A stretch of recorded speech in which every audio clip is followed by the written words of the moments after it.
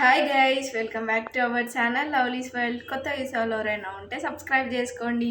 ఈరోజు ఏం చూపిస్తున్నానంటే మామిడికాయ ముక్కల పచ్చడి చూసేయండి ఏమేమి కావాలో ఇంగ్రీడియంట్స్ అన్ని. మామిడికాయ ముక్కల పచ్చడి చేసుకుంటున్నాం మేము.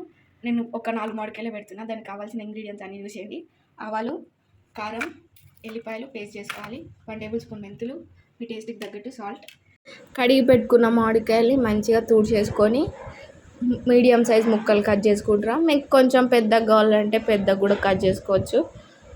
పీసుతో అవసరం లేదు, మామూలు చిన్న ముక్కలు పచ్చడి కాబట్టి సరిపోతుంది సైజ్ మనకి. ఆ గ్లాస్తో నాకు 4 గ్లాసెస్ అయినాయి. అదే అనమాట ఒక మెజర్మెంట్ క్వాంటిటీ. దాన్ని బట్టి మనం కారం సాల్ట్ వేసుకోవాలి. ఆ పీసులు కూడా ఏం వేస్ట్ అవ్వండి. నెక్స్ట్ డే పప్పులో వేసేసుకుంటే సరిపోతుంది మనకి. పప్పు రెడీ. ఈ ముక్కలు అయితే కొంచెం తడి ఏమి ఉండకుండా చూసుకుంటే సరిపోయింది.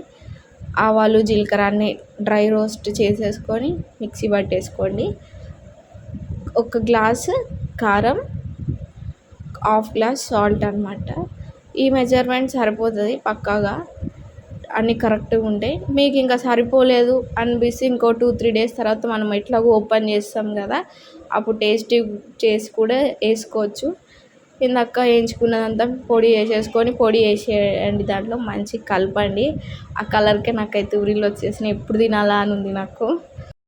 ఆయిల్ మంచిగా వేడవనియండి. నేనైతే పల్లి నూనె తీసుకున్నా.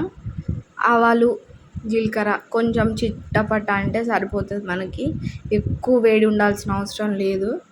కొంచెం గోరువెచ్చగా అయినాకున్న ఎల్లిపాయలు దాంట్లో వేసుకోండి. లేదంటే మీరు సన్నగా ముక్కలు కూడా కట్ చేసుకోవచ్చు, మీ ఇష్టం అది. మొత్తం చల్లగా అయిపోయినాకనే మనం పచ్చడిలో కలిపితే బాగుంటుంది. లేకపోతే కొంచెం కలర్ చేంజ్ అవుతుంది అనుకోండి పచ్చడి. కొన్ని ఎల్లిపాయలు కూడా వేసుకున్నాను నేను. అట్లాగే మంచిగా కలిపేయండి.